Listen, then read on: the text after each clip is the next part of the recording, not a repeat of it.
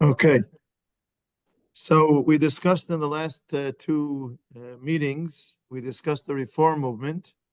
Today we are going to start discussing, well, we're not completed in one go, start discussing the conservative movement. We even invited a special guest to represent the conservative movement, and I'm looking at her right now. Ilana is an ordained conservative rabbi, served as a conservative rabbi in one place or more than one? I served in a number of places, but I wasn't actually ordained at JTS. Okay. I studied in a different seminary that was at the time non-denominational or Okay. post-denominational, something like that. But all the synagogues I served were nominally conservative in the US. Okay. Thank you. So I'm going to discuss some things that I've learned from someone else about his description of the conservative movement. Of course, if you have comments, please comment.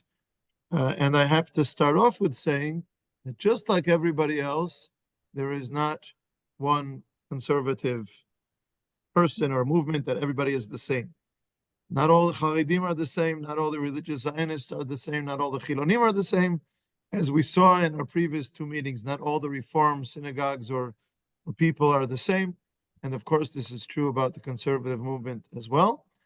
And I'll try to give what I have here as a historical description, and then to get into some of the details. So the name that comes up is Rabbi Zecharia Frankel, who was one of the founders or the first leaders of the Reform movement, but in 1845 left the Reform movement because he thought that it went too far and that its decisions would cause destruction of the Yahadut, and specifically the issue of the language of prayer. When they stopped praying in Hebrew and moved their prayers to the language of wherever you are, he thought that was going too far. It would cause damage to people's ability to connect to Yahadut. They might retain, as we spoke in the past, they might retain some watered down Jewish identity, but it will move them away. It will cause damage to true Jewish tradition. And then he created the capital C conservative movement, from the word without a capital C, conservative, meaning that relative to the Reform movement, it was saying the Reform movement went too far and we should go back and be more conservative. That's where the name comes from. In the 20th century, between the 50s and the 80s, they were considered to be the largest denomination amongst Jews in the United States. From the 80s until I believe now, the strength, the numbers of people in the conservative movement, the conservative communities has gone down. People have moved what we like to call, for right or wrong reasons, right or left. Some people moved right, some people moved left. We have a dear friend in Ra'anana. If you know him, that's fine. If you don't, I won't mention names right now, but he himself told me that his father was a conservative rabbi, and a friend of his was the son of a conservative rabbi. And he sent me once a Facebook post of this friend about his father, and he said the same is true about my father, that they went to public school. All the other Jewish kids around them, even if they were part of the community, they were not demanded by their parents to keep Shabbat or not to eat at non-kosher restaurants, and they drifted away. And he said they were the kids because their fathers were rabbis. You know, it's difficult being the son or the daughter of a rabbi. Because they were the children of the rabbis, their parents were strict with them. You know, you can have non-Jewish friends, but you can't go with them to a non-kosher establishment. You can't go to their parties on Shabbat and so on. And they felt like the deprived children because everybody else, even if they were in the conservative community, they were allowed to do these things. But when he looks back, he says that's what kept us with boundaries and with an identity. And interesting, the two of them became Orthodox. Now, I'm not saying that this means that everybody who grew up under the wings of a conservative rabbi became Orthodox, but or that everybody, but the numbers are from the 80s until today, that the numbers of the people in the conservative movement, conservative synagogues or communities has gone down, and it's moved more to the either Reform or Orthodox. In Israel, we have communities that call themselves Kila Masortit, like Kilat Amitai, our neighbors of Kinol David, that are part of the Masorti movement in Israel. It's the same idea, but they're different. Just to give you an example of the diversity and the fact that we're not all the same, I mentioned once in one of our meetings about this issue that there was a group from a certain from somewhere in New Jersey, maybe Metro West, and they were visiting at what's called in Ra'anana the school called Metro West. They were a conservative group from a conservative community, and I was at a certain gathering, different rabbis, different denominations, with the students, with the Israeli students, with the American students, and Arav Gustavo, who's the Rav of Amitai, was there, and one of the women who was leading the group from a conservative community in the United States said to Arav Gustavo, "We are coming to Tfilah." This was on Friday morning, and I was witness to this discussion between them. She was a musical leader in that community, or these children, meaning she would play music of Tfilah, teaching Jewish songs and so on. And she was part of leading this group of more or less 16-year-olds on this visit in Israel. And she said that they were coming to pray in Amitai on Friday night. And she asked if she could bring her guitar, because where she is, they play musical instruments in the Tfilah on Shabbat. And the Rav Gustavo said to her, "No, we don't. We don't use musical instruments in the Tfilah on Shabbat." So right there, you had two people who are part of the same movement, and yet they had a difference in how they, where they draw the lines on that specific issue. That's just one small example.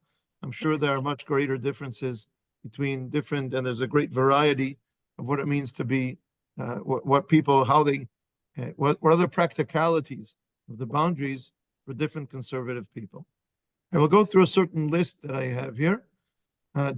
Different than the Reform movement, the conservative movement sees the halakha as a major, essential essence, essential element of being Jewish. Halakha is something that we are committed to, but it's more from the spirit of Am Yisrael, who accepted the halakha, than being something that is obligatory because it's mishamai. I would like to discuss this in a moment. And so if a certain halakha or mitzvah is accepted or not accepted, the social reality of how much it's accepted in the communities is a major factor in the decision, do we continue to perform this mitzvah or not? Another major influence or element in their decision making is that the world around us has influence on the halakha, and also that history has influence on the halakha, in the sense that historical findings, archaeological findings, historic things that they find as sources of early Jews and things like that can make a difference in how we make decisions about the halakha today.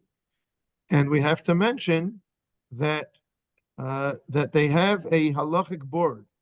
I don't know what you call it in English. In Hebrew, it's called Vada Halacha.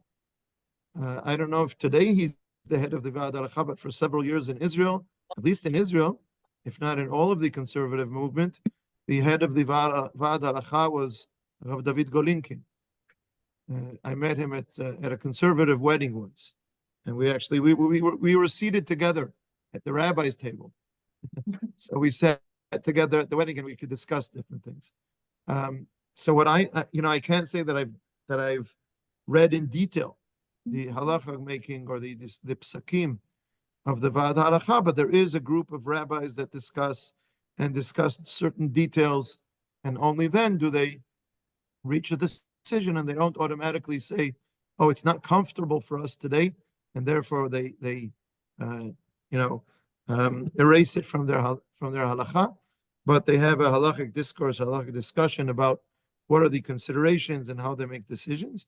On the other hand, a lot has happened because of popular demand, because of demand coming from the lay people that has influenced the movement.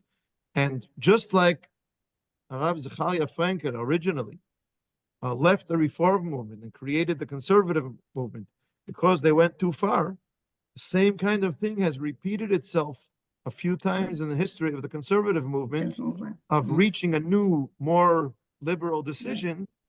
And those rabbis who were more conservative, not in the movement, in their personal thinking of Torah, sometimes left the capital C conservative movement because of non-conservative decisions, more reformative decisions that were made. I'll try to give a little bit of a description of that. But I'd like to mention, when I say a few things about the conservative movement, for instance, that the spirit of Am Yisrael, the general acceptance of things in Am Yisrael has significance, that things come from the lay people and they can influence the halacha, that history influences or historical scientific findings can influence the halacha. I'd like to take these 3 points and say that each one of these 3 points might be true to a different extent, but it's not a total extreme difference between conservative and orthodoxy. Orthodoxy takes these things into consideration, or at least there's an argument about it. For instance, what do the people do? Has something been accepted or not? It does not, according in Orthodox halacha, that would not make a difference about a mitzvah from the Torah. If it's written in the Torah, the fact that we don't keep it or that a majority of Am Yisrael ignores it or is against it doesn't influence the halacha, because the basis of the mitzvah is from the written Torah, and it's not doesn't depend on what we do. But when a rabbinic decree is made, when the rabbis make a takana, and the takana is not accepted, if the people don't act according to this takana, the Rov Israel, the majority of Am Yisrael, does not accept it, then it's not valid. It's only valid if the majority of people adhere to it. What is the majority of people? Good question. Do you count today in the 21st century where there are people who don't keep, who don't believe in? I'm not saying someone who nobody's perfect, but people who don't believe in keeping several of the mitzvot in the written Torah, do they count as part of the majority that's not keeping a certain rabbinic decree? Or do you only count the people who care about halacha and yet do not accept this rabbinic decree? So it's different. I'm just saying that looking at the people and seeing what the people are doing is not non-existent in Orthodoxy. It exists. Sometimes you can look at the people and say, okay, that's the accepted norm. That will tell us something about the halacha. But if they clearly go against something which is a halacha in the Torah, or a rabbinic decree which was accepted long ago, then we can't just throw it out because the people are not fulfilling it today. Wait a second.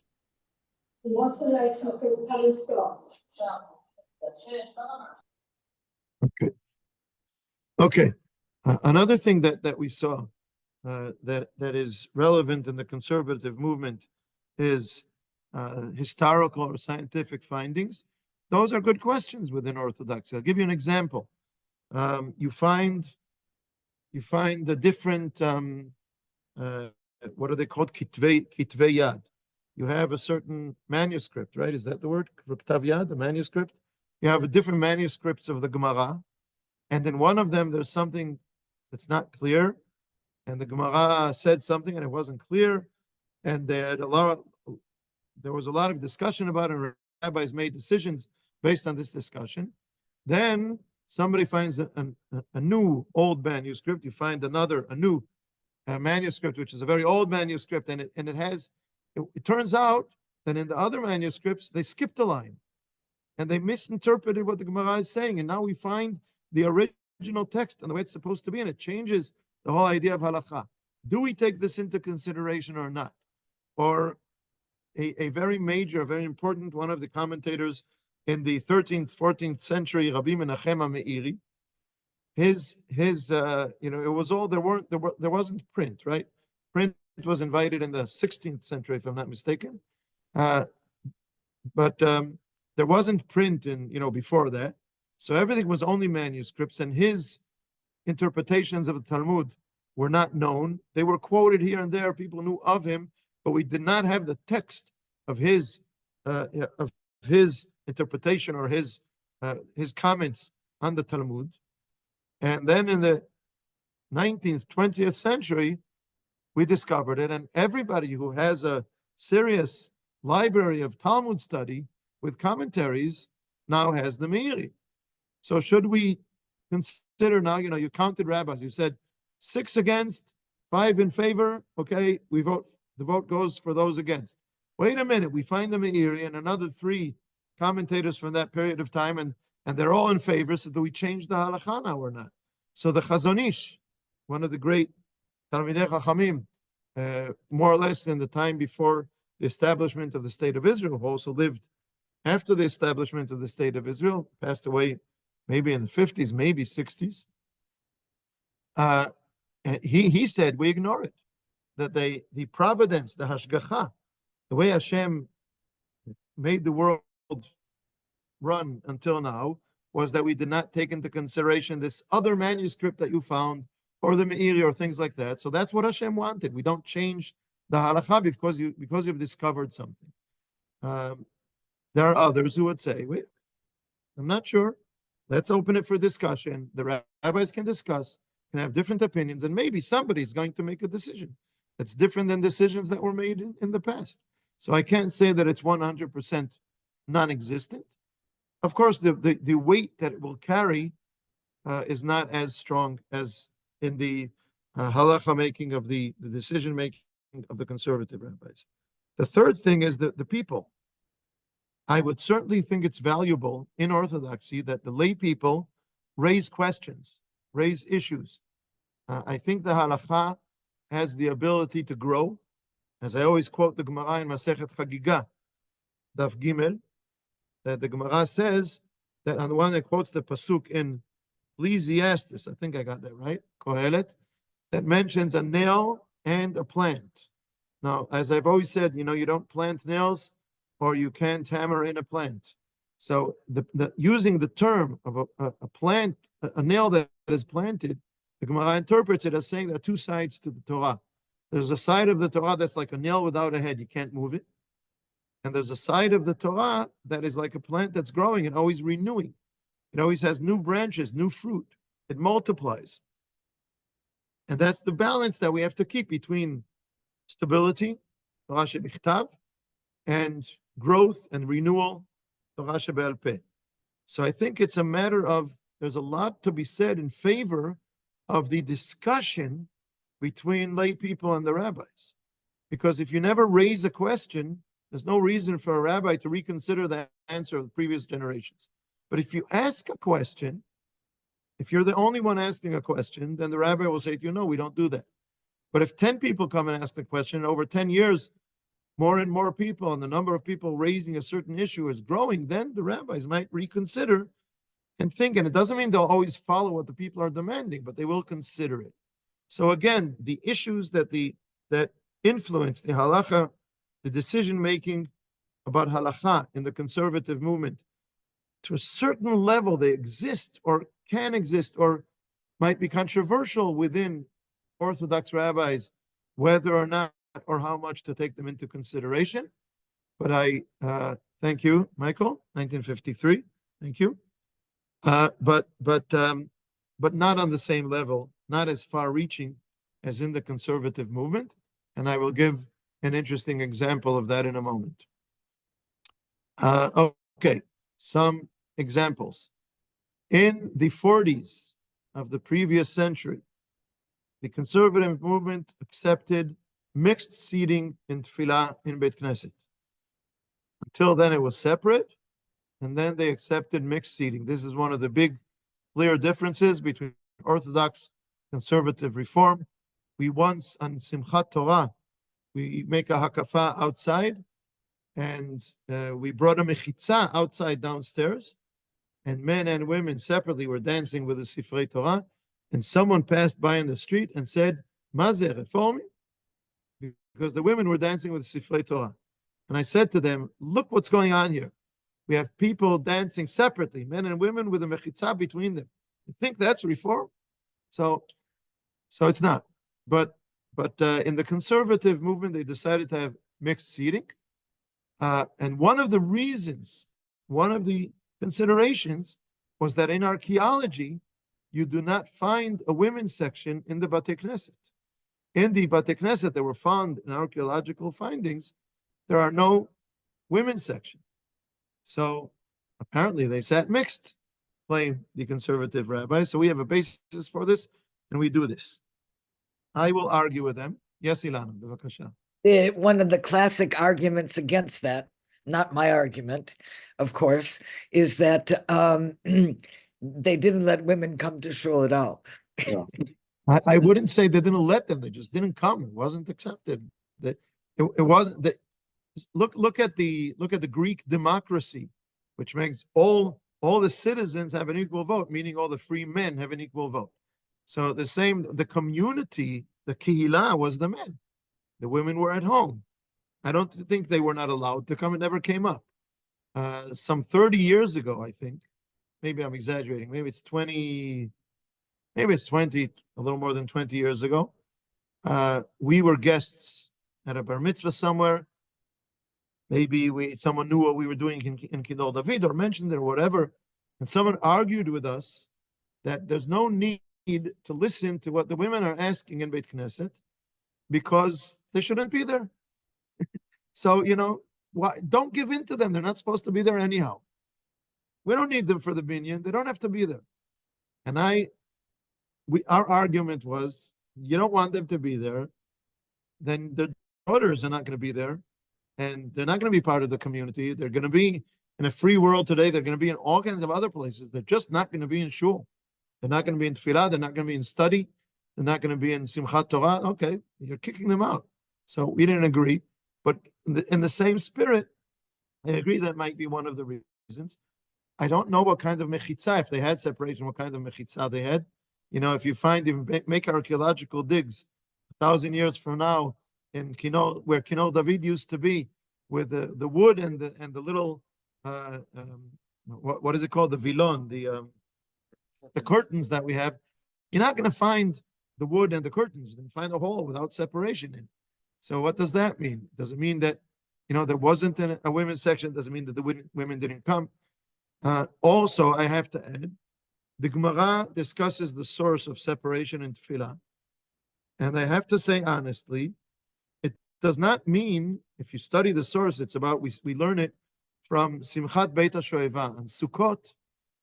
On the Chag of Sukkot, when we have Aliyah LaRegel, where everyone comes to Beit HaMikdash in Jerusalem, it's a very festive time at night. They had big festivities. They would light large candles with a lot of light, and there was a lot of simcha. And to this day, we have occasions of having simcha and Sukkot, Simchat Beit HaShoeva. And the description is that because it was so crowded, then they made a separation between the men and the women. They actually built a balcony for the women. And then from that, they derived it from a certain pasuk. And from this, they brought out the decision that there should be a separation. It was accepted in any place of religious worship, like tefillah. So it was accepted. It doesn't mean that it was always that way. It could be. I can accept that maybe once there wasn't separation in tefillah, and then at a certain time they instituted it, and it should be that way. And that doesn't mean that it should change today, because in the past it was one way. So that's I wouldn't accept this decision. I wouldn't accept the way it was accepted, because it was a demand that came from the people. Again, if the people raise issues, the rabbis have to take them into consideration. I'll give a different example soon. But just because people want it, And because you have an archaeological find, that's not good enough. We have to look at the sources. We have to raise the considerations, have a serious halakhic discussion about whether or not it's possible to make this decision. And I have to say, on the other hand, is it impossible that one day this will be an accepted decision? I can't say it's impossible. Anything is possible. Maybe the rabbis, maybe the Orthodox rabbis in decades from now will think that it's okay. The fact is that today, I think we are capable of performing a certain worship of Hashem, not tefillah. We can study Torah even if we're not on Zoom and sit in the same room together and not consider it immodest. And other people who are more, I don't want to say more religious, who are differently religious than us, would consider it immodest. And couldn't fathom how we can do this, sitting mixed together, men and women, studying Torah, impossible. But for us, it's possible. We don't feel it's lacking holiness. So I'm not saying it's impossible. Right now, it's certainly not accepted in any Orthodox circles. Yes, Ilana. It's not only just a matter of Orthodox or not Orthodox, but there's a whole demographic issue that I'll be addressing, and that has to do with population and what it was like at this time and at that time. So to give you an example of what I mean, whereas in the conservative movement in the US, people could sit together, even in the Masorti shul, when I came to Ra'anana in the end of 2004, they still had at the shul in Borochov, and for a certain number of months I was kind of the volunteer rabbi, but the movement really wanted to hire one of their own graduates. But that's nothing to do with anything. And they had 3 sections. Without a mechitza, but one aisle to the right of that was the men's had been the men's section.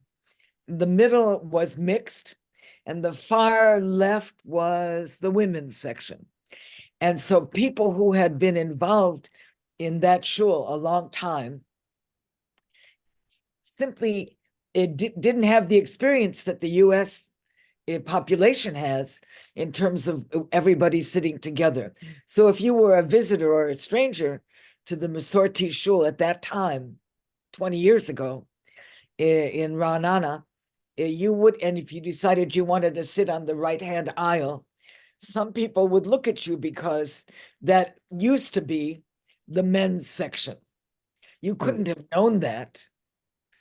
And the same thing with if you had chosen to sit on the far left section. Now, it's not that way now, but 20 years ago, that definitely was an issue. That is simply that people had not gotten used to, in this country, in the Masorti movement, had not become used to any other way of doing it. So while there wasn't a mechitza, and as you know, in many Orthodox synagogues today, in New York and around the US, and as well as here, people don't have these crazy mechitzas that you have to tie the curtain to the post and so on and so forth, and it's got to be so high that you can't see over it. But a mechitza was simply a way of marking the 2 sections, but it didn't have to be inhumane.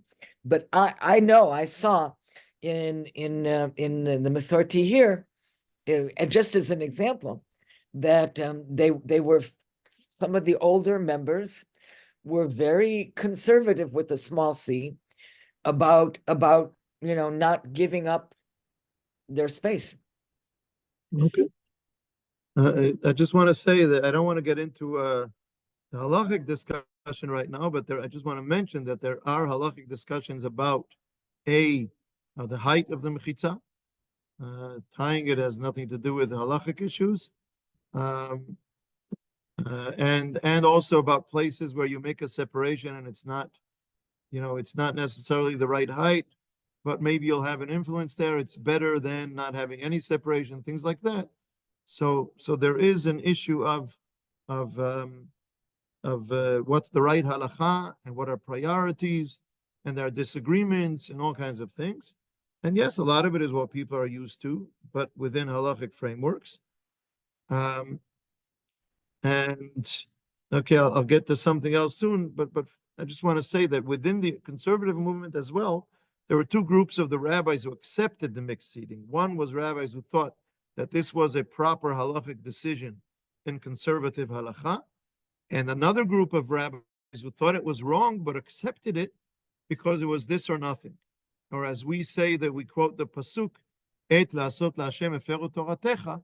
There are times where you have to, for the name of Hashem, you have to go against the Torah because it's like amputating. The Rambam compares it to amputating a limb to save someone's life. Sometimes you have to cut off something that really shouldn't be cut off, but you have to do that to save more than that. So some conservative rabbis considered it not halachically proper, but still we have to do it, otherwise we're going to lose the people. And so I'm saying this kind of thinking can exist also with us. Not the same boundaries, but sometimes are we willing to relent on something? Because if we don't, we're going to lose people.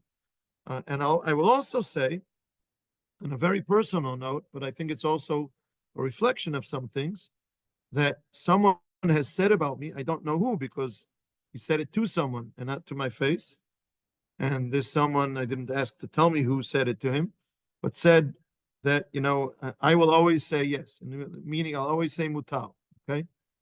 And I said to this person who told me that someone said that about him, I said to him, just ask him a question. Did you ever speak with him? Come speak with him. Let's talk about what yes and what no, and where I would be willing to say yes if I thought, even though I thought it was wrong, because otherwise something even far more negative will happen. So I understand that these could also be considerations. Eliezer.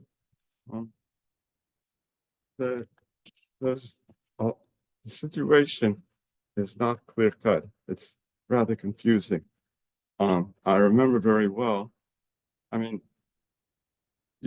when you present the Orthodox point of view, you're presenting the sort of rational, thoughtful Orthodox point of view. And I remember, and when I was still a member of the Emunah, I went to a study session after shul with Rachel, and we sat down, and the rabbi came up to us and said, "It doesn't look right for your wife to sit next to you." It wasn't prayer; it was just a study session. It's just a lecture, actually. And my daughter Kaya told me that she probably would be Orthodox if it weren't for the issue about women. Now, that she became, if she knew you and knew, I mean, she did know you eventually, and you married them. But if she knew you when she was a girl, maybe she would have stayed in your shul. But by the time the shul was founded, she already was an adult, and somebody, several people, have said that the women soldiers deserve what they got because they shouldn't have been serving in the army on October 7th. I mean, I read that. Let's steer away from that kind of okay. energy, okay? Let's not Okay. put it in here. But what I'm saying is that there's a lot of I don't. I think one reason that people turn to the conservative movement is because they're not satisfied. And in fact, you might even be talking about this on Shabbat, I don't know. They're not satisfied with what they see in life. I just want to say that as I said before, we can have similar considerations. I know that our decision making, my decision making, might sometimes help to allow people to remain within halachic frameworks and not leave them because there's space for women. And at the same time, the fact that I don't go further, even further, will cause someone not to be within halachic framework. So I can understand thinking of these considerations. I can understand the conservative rabbi saying, I don't agree with it as a halacha, but I have to accept it. Otherwise, I'm going to lose all the people. Maybe he was right at the time. And I'm not, I can't judge that. But I'm just discussing that now, and I'm trying to point to the points where considerations where we overlap a little bit, and they're not identical, even though there's an overlap between their considerations and what would be my consideration or other rabbis' considerations. It's not identical. It's not as easy for us to accept it, but I'm not saying it can never be done. It's not true that we can easily just, the liberal Orthodox rabbis, we can just let go of halachot because somebody wants it or somebody will threaten us. If you don't do this, I won't be Orthodox, and things like that. That's not how we handle it. But to say that it's not at all part of the reasoning, part of the consideration, it might be able to be part of the of taking things into consideration. I will give another example soon that I think will take us to another point. Let's go through a few other details. In 1950, the Vad Halacha allowed to use electricity on Shabbat. I don't know this for a fact, but I will allow myself to guess that conservative people are different, have different boundaries of how much and whether or not they use halacha on Shabbat. Some would and some wouldn't, or at different to different extents, I would say. You're talking about the U.S., about the conservative movement. Or about Israel, both. They're not the same.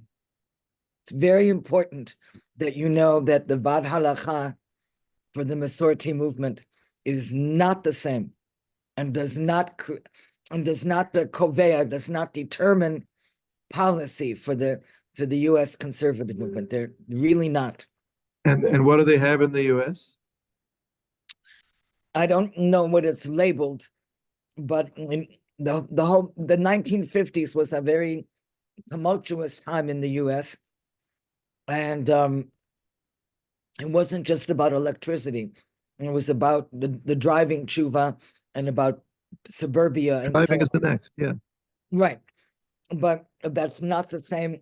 The Masorti movement does not determine policy for the conservative movement in the U.S. But the decision to allow electricity on Shabbat was made in the U.S. in It was. 1950. Okay. Yeah, I'm and not what sure happens the years. here?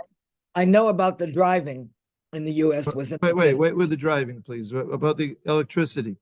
It was accepted in 1950 in the U.S., correct? And what happens here? It's not. It's They- not accepted here? Generally, that's the policy here. Correct. That they do not use electricity on Shabbat. In public, yeah. It said it's not halachic to do so.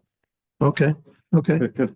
Meaning if someone is serious about his conservatism and keeps his halachic, his conservative halacha, he won't use electricity on Shabbat. The same as you. You talking about the microphone? No, because I'm saying this because there are people who come to a conservative tefillah, but they don't keep the halachot. So I'm saying a person who keeps conservative halacha in Israel would not use electricity on Shabbat. Correct. Okay. Could I- Yes. I think the conservative decision in the 50s was based on the fact that they contacted Feynman, the famous physicist, and asked him whether electricity was fire.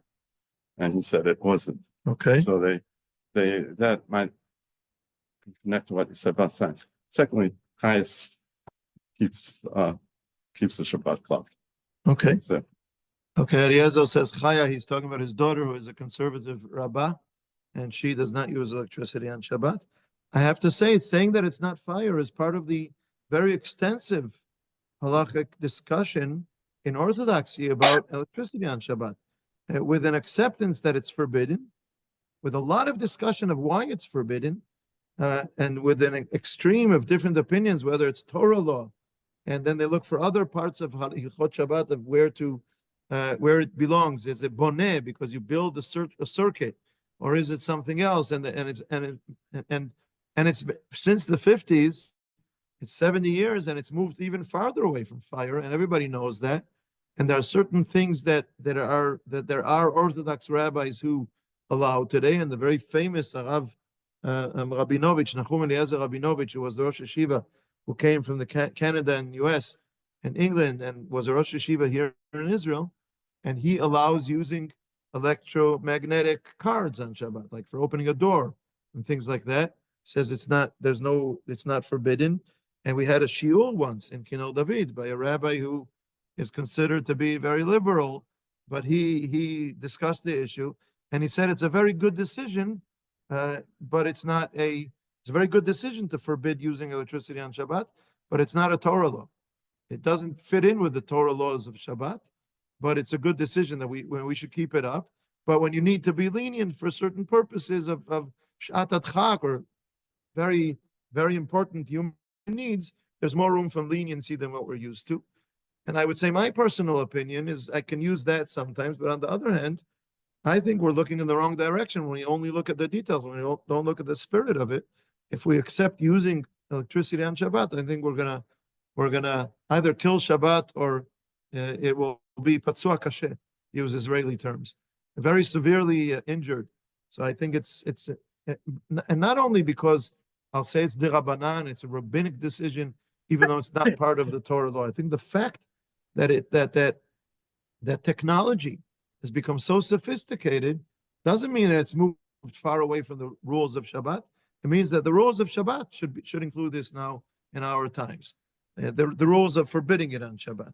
But that's a broader discussion. But I understand the differences. Yes, Ilana. And I know Michael just wrote something about in the chat about microphones. So let me share with you an example. On the high holidays in the last synagogue that I worked with, they used a huge auditorium for the high holidays. I forget how many hundreds of people were in the auditorium. And yes, they had a microphone. They had microphones at the stenders on the stage and clipped to your kittel in this case, but whatever. And they insisted, even though under normal circumstances I have a very loud voice, they insisted that I must wear a microphone. And it battery operated, and you could turn it on. And I said, it's not okay. That's electricity. A battery is electricity. Yes, it is. And I had a huge argument with the board about this. And I said, and it did not win me any popularity contests. And I said, you want to pin it to me and you want to turn it on, as long as I don't have to do any of that. But it was a very awkward situation because, hello, I'm a woman rabbi, and who was going to pin it on me? That was also not a great situation. I understand. But so yes, was I utilizing electricity? Well, am I using electricity when my food is warmed on the plata? Yeah, but you don't turn it on, like you said. And not only that, the two things that in Orthodoxy are accepted, you can use a Shaon Shabbat for almost anything and drive wherever you want with a Shaon Shabbat, but that's not accepted. Shaon Shabbat is accepted for light and for air conditioning because these are basic needs, and they don't clash with the spirit of Shabbat. They enable the spirit of Shabbat, but you're not going to turn on a TV and watch movies and have music in the background. Let's have a musical Hallel on Shabbat, but without Yair playing the music. We're just going to record him in advance and have it in the background. It could be beautiful, but we're not going to do that for different reasons. And I understand that the halachic, the decision makings about these kind of details. Microphones is a separate question. I wasn't discussing that. I know you weren't Talking but about one second. in this case, there were a number of deaf people. Okay. Hearing But aids these are all depended upon issues. We're straying away from the main discussion. projection. Okay? The point is not to discuss the details of halakha right now. Those are interesting discussions. I wanted to discuss the concepts though. And I will say that there is today, Tzohar has created for a microphone, you don't need electricity. You can have a microphone which is totally mechanic and not electrical. And Tzohar has such a microphone, and people are wary about using it, not because of any halakhic consideration that it's Marit ayin. forbidden, but because not even marit ayin halakhically, because of how people are going to perceive it. Not the halakha of marit ayin, but because the boundaries, are we comfortable using it or not? But again, I don't want to discuss these details, but the question of the ideas of how the decisions are made. And Nitael, bevakasha. I really wanted to talk about this kind of microphone. A friend of mine who is a rabbi of an Orthodox community in France wanted once to use this kind of microphone, so the one you just mentioned, and he knows that everything was okay, permitted regarding the halacha. And when he wanted to bring that to the community was against this. Yeah. And especially because of that, because they were afraid of what we will think, what we will have, and at the end, he didn't use it. So it's a very good, interesting example. So you see, the community can sometimes make demands for certain changes, and sometimes stand steadfast and say we're not willing to accept these changes. And you have people, not in my specific case, but you have friends or acquaintances of mine who we agree on all kinds of ideas, but in their communities it's not done, not because the rabbi won't have it, but because the people won't have it. You know, that I can make a list of rabbis who would like to have women carrying a Sefer Torah on Shabbat, and the community doesn't even argue with him that it's permissible. They just say we don't want it, we won't accept it. So that is also an energy of communities, and it's not to be overlooked. It's something that we need to take into consideration, including in Kino David. You know, we can do all kinds of things, but we will sometimes draw the line at a place where people are uncomfortable, not necessarily because of halachic reasons, not even necessarily about only things that are within Kino David, sometimes because of the broader community. And these are things that should be taken, at least to a certain level, should be taken into account. Yes, Tova. Rabbi Geffen from Atlanta, Georgia, gave a heter to use electricity on Chag. And I know, as a matter of fact, I have an article of that also. We know that, yeah. I we know of that. was, oh, okay. No, go on. I was in his daughter's home in Minnesota, so I know for a fact that she was using the phone on Chag, and I asked, she said my father said it's okay to use. Okay. So I'm just saying that the issue of electricity on Yom Tov, again, assumes that we're talking about fire, and that it exists already. And then when I don't create the plant that's creating the electricity, I'm just transferring it from the center to a certain bulb in my house. So I'm passing fire, which is permissible on Yom Tov. Yeah. But if it's not fire, exactly, and it's forbidden, it might be forbidden on Yom Tov just like on Shabbat. So we did go through certain processes in this within Orthodoxy of allowing something at one point and then stepping back from it, and maybe also dafka because of the technological issues included. And as you mentioned, also in 1950, they permitted driving to shul on Shabbat. Again, I'm not sure that the rabbis were very happy about the decision, but maybe they were even right about accepting it because otherwise people are not going to come. Now, if you ask me, should I drive to shul on Shabbat? I will say, you live far away and there's only one community in the area, and you have to live in that town, then I prefer that you move rather than drive on Shabbat. Move closer to where the shul is. right. And I can't permit to drive on Shabbat. On the other hand, my brother-in-law, one of Osher's brothers, went to be a rabbi in South America. And before he went, he asked a very prominent rabbi about this issue that he knew he was going to face in the community he was going to in South America. It was not an existing Orthodox community. Maybe it had Orthodoxy in its past. But for instance, they reopened the mikveh and they created a certain kind of separation that they didn't have before to create these kind of halachic processes within the community. And clearly people were going to drive to shul on Shabbat. And he asked a very prominent rabbi who said to him, explain to them that how about not driving on Shabbat? And the rabbi, I must say, the prominent rabbi, was just unaware of reality. You don't come, you're a Rosh Yeshiva, and you have students who want to know what halakha is, and when they ask you a question and you tell them, or they don't ask you a question, you give them the information, they're going to accept it. But you go to a community where people are not going to accept it, so you have to decide where you're drawing the line, what they call in America the open parking lot or the closed parking lot. The Orthodox rabbi will not say drive to shul on Shabbat, but will turn a blind eye if people do. And so there is a person, I haven't seen him in a long time in Kinol David. There is someone who lives on the outskirts of Ra'anana and does not walk. If I see him in Kinol David, I know he did not walk on Shabbat. Sometimes bar mitzvahs are consideration. You make a bar mitzvah for a family that doesn't keep halakha, and they or their friends are going to come on Shabbat. And there are Orthodox rabbis who say, stop making bar mitzvahs on Shabbat. Make bar mitzvahs on Mondays and Thursdays. They'll have an aliyah Torah. They can take as many pictures as they want. They don't have to have all these uncomfortable restrictions. I personally disagree. I think it's important for them to come to a full shul with the Shabbat atmosphere. I think that's valuable. And if they don't drive to shul on Shabbat, they're not sitting at home, with their arms folded in front of them, reading a book. They're using electricity, writing, smoking a cigarette, driving somewhere, cooking something.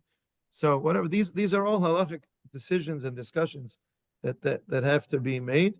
But again, do we want the community to be driving on Shabbat? We had in the beginning, the way beginning of Kinol David, 25 years ago, we had a young lady who would come on a motorcycle Friday night. I didn't know from where.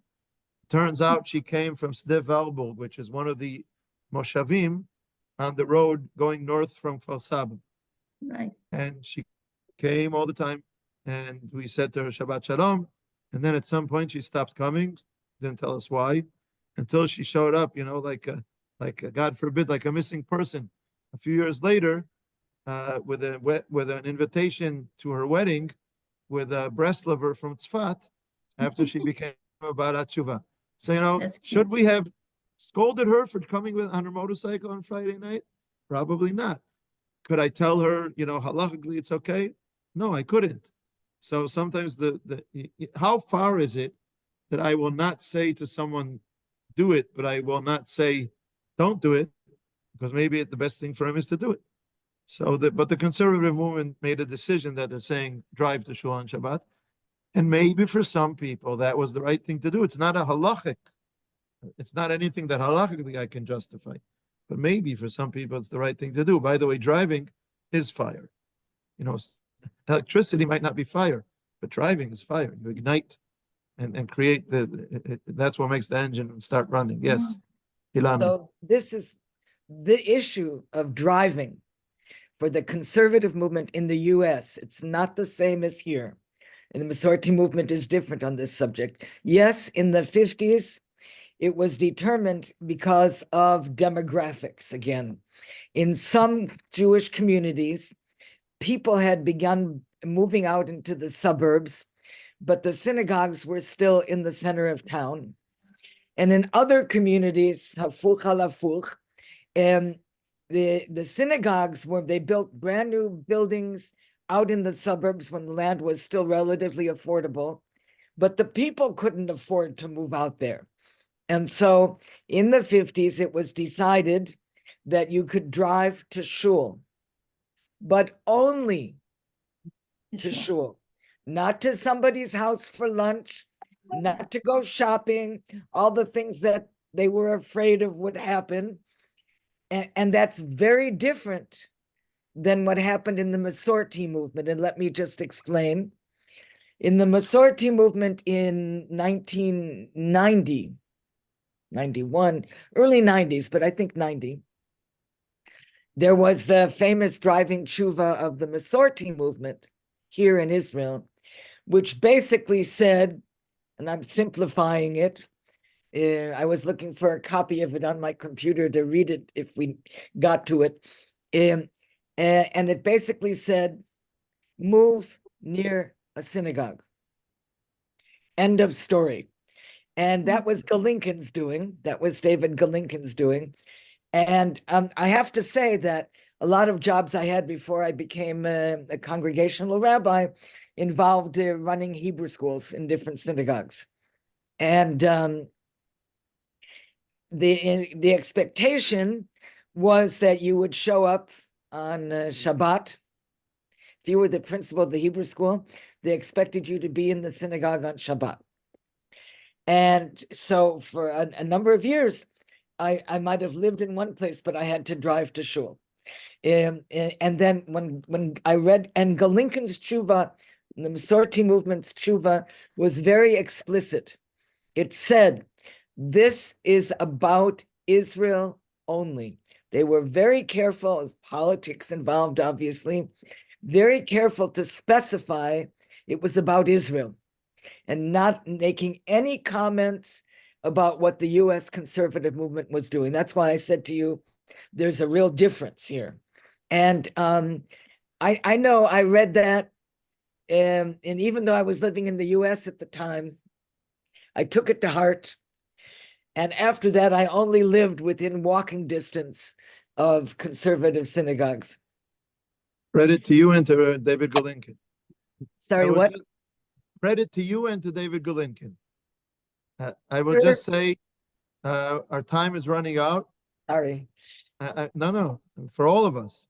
And I want to just make one general comment about it. If anyone has just a short comment, please make a short comment Michael now. wants to talk. Michael. Yeah, a couple of short comments. That's a long comment. I know. So get over it. It seems to me that the discussion is kind of a breakdown of what's most important to us. Are we talking about having the people be more observant in their lives, or are we talking about what is it going to take to get them in the seats at shul? You were talking about the argument between the open parking lot or the closed parking lot. What about the empty parking lot because nobody's there? And that's the situation in a lot of these places in the States where the logistics are so different. People, you'll have a big city of almost 1 million people in Texas, for example, where there's maybe 2 at the most 3 synagogues, and they're scattered and they're far apart and people can't walk to them. So I think that pushes a lot of people to, if you tell them don't drive on Shabbat, they just laugh, and then they either drive on Shabbat or they drive to the movies. I mean, it is, as you said. In the Orthodox world, I think a lot of people do things because they believe they should. And if the rabbi can't make it to services, they still have services. I mean, we do that at Kinor David when the rabbi is out of town. In the non-Orthodox world, people feel like they need the rabbi because he's the only one that knows what to do. And they don't even need to be observant because the rabbi will do that for them. So it's really a different mindset. And, and I've said this before, but I'll say it briefly. We live in a world where we're Jews by choice. People follow the rules because they want to, and the more they learn, for some people, the more they'll follow. I think the conservative movement became a place that was a reaction to the reform movement. It was too far to the left, but the people in conservative movement, as they learn or as they're exposed to it, a lot of them, if they really are drawn to more learning, they go to the right and they wind up Orthodox. And if they don't really like what they're being served, they go to the left. They wind up in a Reformed temple or nowhere. So I love the discussion. It's brought out a lot of important points. Thank you. I will just say that 2 things. One is that the discussion is very complex. The considerations are valid. I will disagree with some of the decisions, but a lot of the considerations, at the same time that sometimes I'm disagreeing with someone's decision, I am not making little of his considerations. And sometimes I consider the same considerations in a different way or in a different balance. And I don't think there's a black and white clarity about what does good and what causes damage, because there are so many different sides to it. For some people, not having a committed framework of halakha is what ended up causing them to drift away. For some people, having a committed framework of halakha is what caused them to drift away. Or like Rav Eli Ofran says, a person asks him, should I be strict with my children about going to tefillah or should I not? And he said, I'll tell you the answer. On the same day, two people said to me, one said to me, my father was so strict with me about tefillah, that's why I go to tefillah today. And another person said to me, my father was so strict with me about tefillah, that's why I don't go to tefillah today. So is there nobody knows exactly what's going to influence different people in all kinds of directions. And we have to try our best, but I also want to have a clarity about what is a halachic consideration and what is an external to halakha consideration. And driving is clearly an external to halakha. It's a consideration that needs to be taken into account when you're talking about retaining connection with Yahadut and so on. As I said, I will not say permissible, but I will turn a blind eye. And if someone's coming, I'm not going to tell them don't come, because I don't think there's another option for those people, even if they live not somewhere where they have other options, but they don't like the other options and they want to come to somewhere that they like Jewishly. That's also a consideration. So the considerations are across the board. We make different decisions and we have to understand the reasoning for the different decisions. Just to start what we're going to do, it will not be in 2 weeks. 2 weeks is the day after Pesach. If we have a shiur, it will be the Hebrew one. I will send out a message. Probably the next shiur will be in 3 weeks. I just want to add a decision that was made in 1983, I believe. Lana, do you know what decision I mean that was made in 1983? Tell us. We're No, waiting. Eliezer, do you know?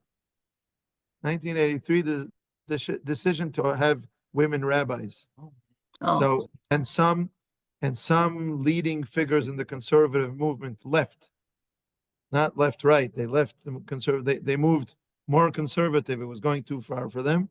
40 years later, my wife is teaching a Orthodox. program, creating The a Orthodox program movement. for my daughter to study and be ordained as an Orthodox rabbi. Rabbi So Weiss in the States, Rabbi Weiss in New York. I don't have to go to the Rabbi Weiss in the States. I'm here in Ra'anana. Okay, I'm just telling you this, a few years ago, not long ago. So we have it here now. So I'm saying it's, Yeah. food for thought for when we continue this discussion next time. Thank you very much. Chag Sameach. Laila Tov. Laila Tov. Ela tov, Regards Chag Sameach. to Eta. Bye-bye. Don't Chag forget. Sameach.